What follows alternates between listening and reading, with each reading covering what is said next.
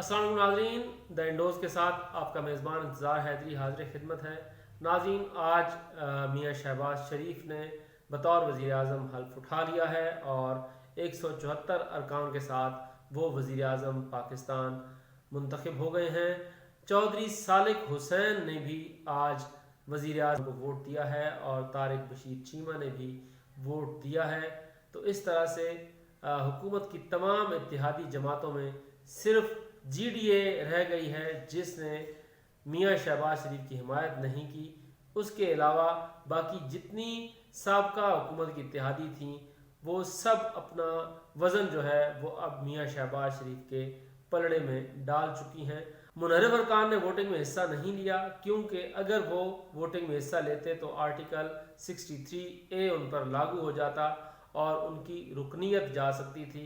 اب چونکہ میاں شہباز شریف کو ایک اپوزیشن بھی چاہیے تو اب نور عالم خان، راجہ ریاض، نصرت پٹھان، باسط بخاری، یہ تمام ممبران تحریک انصاف اپوزیشن بینچوں پر بیٹھیں گے اور حکومت کے ساتھ ایک فرینڈلی اپوزیشن والا مظاہرہ کر کے یہ 1.5 سال کی حکومت پوری کرائیں گے۔ لیکن دوسری طرف پاکستان تحریک انصاف کی طرف سے اجتماعی استعفے دے دیے گئے ہیں اور قائم مقام اسپیکر قاسم خان سوری کو وہ استعفے جمع کروائے گئے ہیں اور انہوں نے ان پر دستخط بھی شروع کر دیے ہیں اور اب وہ پروسیس شروع کر دیا ہے کہ جلد سے جلد انہیں الیکشن کمیشن کو بھجوایا جائے اور پھر الیکشن کمیشن سے مطالبہ کیا جائے کہ ضمنی انتخابات کروائے جائیں۔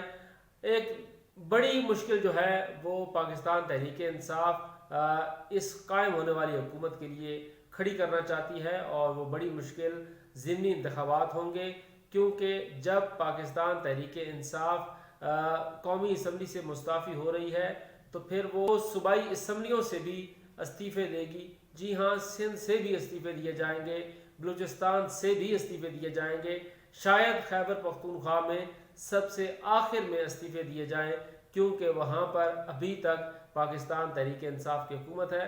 البتہ پنجاب سے بھی استعفے دیے جا سکتے ہیں لیکن ابھی وہاں پر پنجاب کے وزیر اعلیٰ کا مرحلہ باقی ہے، لیکن ایسا لگتا ہے کہ اب پاکستان تحریک انصاف غلطیاں کر رہی ہے اور اس طرح کی غلطیاں اسے نقصان پہنچائیں گی۔ آج قاسم خان سوری نے جیسے ہی قومی اسمبلی کا اجلاس شروع کرایا تو انہوں نے جذباتی انداز میں اپنا خطاب کیا۔ رولنگ کے انداز میں ان کا خطاب تھا۔ Deputy speaker Qasim Khan sorry جو کہ قائم مقام اسپیکر تھا اور کہا کہ یہ قومی سلامتی کے منافی تھا، اس لیے انہوں نے یہ رولنگ دی تھی۔ اس کے بعد پھر شاہ محمود قریشی نے ایک لمبا چوڑا خطاب کیا اور بعد ازاں پھر ایاز صادق جو کہ سابق اسپیکر قومی اسمبلی تھے انہوں نے ووٹنگ کا عمل شروع کرایا اور میاں شہباز شریف 174 ووٹوں کے ساتھ منتخب ہو گئے۔ میاں شہباز شریف کے خطاب کا خلاصہ یہ ہے کہ انہوں نے سرکاری ملازمین کی تنخواہوں میں 10% اضافہ کر دیا ہے، پینشنرز کی پینشن میں 10% اضافہ کر دیا ہے اور کم سے کم اجرت 25,000 روپے کر دی ہے اور تمام سرمایہ داروں کو یہ کہا ہے کہ وہ بھی کم سے کم 10% تنخواہیں بڑھا دیں۔ اس کے ساتھ انہوں نے خارجہ پالیسی کے حوالے سے بات کی ہے۔ انہوں نے یہ کہا ہے کہ چین کے ساتھ ہماری دوستی کسی سے ڈھکی چھپی نہیں ہے اور ہر مشکل وقت میں چین نے ہمارا ساتھ دیا ہے۔ ہم سی پیک کو مزید سپیڈ کے ساتھ آگے بڑھائیں گے۔ اس کے ساتھ انہوں نے ہمسایہ ممالک افغانستان اور ایران کا تذکرہ کیا ہے اور یہ کہا ہے کہ ان کے ساتھ تعلقات کو مزید بہتر کیا جائے گا۔ مشرق وسطیٰ بالخصوص انہوں نے سعودی عرب کے ساتھ تعلقات کو اثر نو جو ہے وہ بڑھانے کا عندیہ دیا ہے اور اس کے ساتھ قطر اور کویت کے ساتھ بھی تعلقات کو مزید بہتر کرنے کا عندیہ دیا ہے۔ ترکی کے ساتھ تعلقات کا انہوں نے حوالہ دیا کہ تاریخی تعلقات ہیں جن میں مزید بہتری آئے گی اور اس کے ساتھ انہوں نے یورپی یونین کا بھی تذکرہ کیا۔ امریکہ کے حوالے سے انہوں نے اتنا کہا کہ امریکہ کے ساتھ ہمارے تعلقات اتار چڑھاؤ کا شکار رہے ہیں لیکن ہم امریکہ کے ساتھ برابری کی سطح پر تعلقات قائم کرنا چاہتے ہیں۔ لیکن یہاں پر ایک اور بات ہے جو انتہائی اہم ہے، وہ یہ ہے کہ وزیر اعظم میاں شہباز شریف کے خطاب میں اگر کوئی ملک مسنگ تھا تو وہ روس تھا۔ روس کے حوالے سے میاں شہباز شریف نے کوئی جملہ نہیں کہا کہ رشیا کے ساتھ تعلقات بہتر کیے جائیں گے یا نہیں کیے جائیں گے۔ جو سرد مہری آصف زرداری کے دور میں ٹوٹی تھی اور پھر وہ عمران خان کے دور میں اپنے عروج پر گئی، کیا دوبارہ رشیا اور پاکستان کے تعلقات میں سرد مہری برقرار ہونے جا رہی ہے؟ اس کے حوالے سے اب سوال ضرور اٹھیں گے، کیونکہ اس کا تذکرہ جو آج پالیسی سٹیٹمنٹ تھی منتخب وزیر اعظم میاں شہباز شریف کی، اس میں اس کا تذکرہ نہیں تھا۔ تو یہ ان کے خطاب کا لب لباب تھا۔ اس کے ساتھ انہوں نے جو خط تھا جس کے حوالے سے عمران خان نے کہا، اور آج ڈپٹی اسپیکر نے اسے قومی اسمبلی کے سامنے لہرایا، اس پر انہوں نے کہا کہ ابھی تک انہوں نے وہ خط نہیں دیکھا، البتہ اس معاملے کو وہ پارلیمان کی قومی سلامتی کمیٹی کے سامنے لے کر جائیں گے۔ اس حوالے سے عسکری حکام کو بھی بلایا جائے گا اور تمام ممبران موجود ہوں گے۔ ان کیمرہ سیشن میں اس خط کا جائزہ لیا جائے گا اور دودھ کا دودھ اور پانی کا پانی کیا جائے گا۔ اس خط کے حوالے سے پہلے ہی قومی سلامتی کمیٹی ایک اعلامیہ جاری کر چکی ہے۔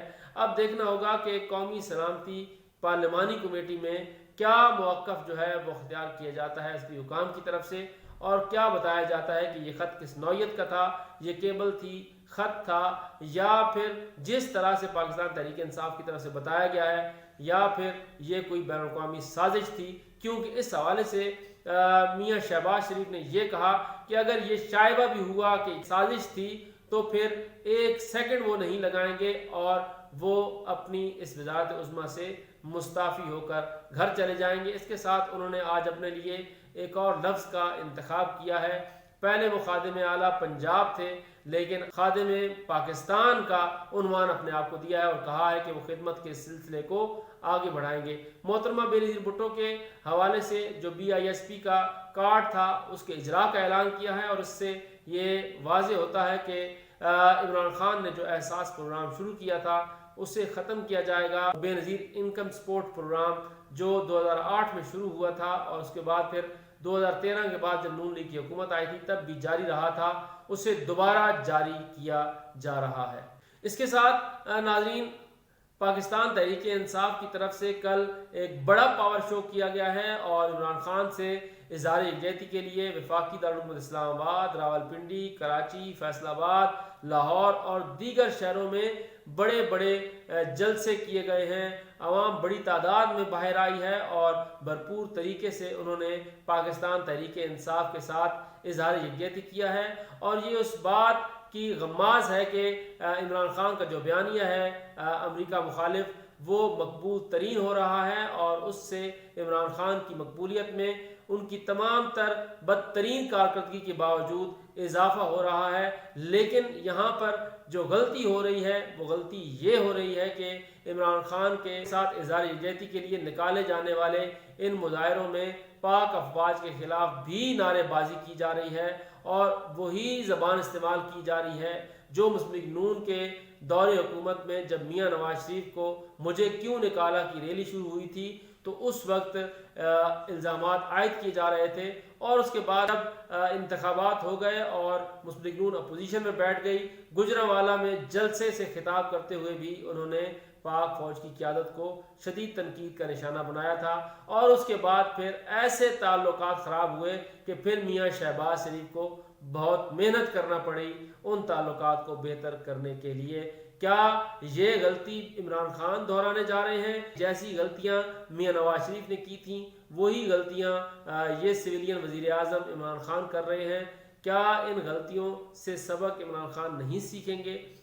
اگر یہ غلطیاں جاری رہیں تو پھر عمران خان کا جو یہ فیم ہے، عمران خان کی جو یہ مقبولیت ہے، پھر یہ مقبولیت کہیں کم نہ ہو جائے، کیونکہ ابھی الیکشن میں 1.5 سال ہے، اور آج جس طرح سے وزیر اعظم میاں شہباز شریف نے خطاب کیا ہے اس سے ان کے عزائم بالکل واضح ہیں کہ وہ 1.5 سال سے پہلے حکومت نہیں چھوڑیں گے اور 1.5 سال سے پہلے انتخابات بھی نہیں ہوں گے۔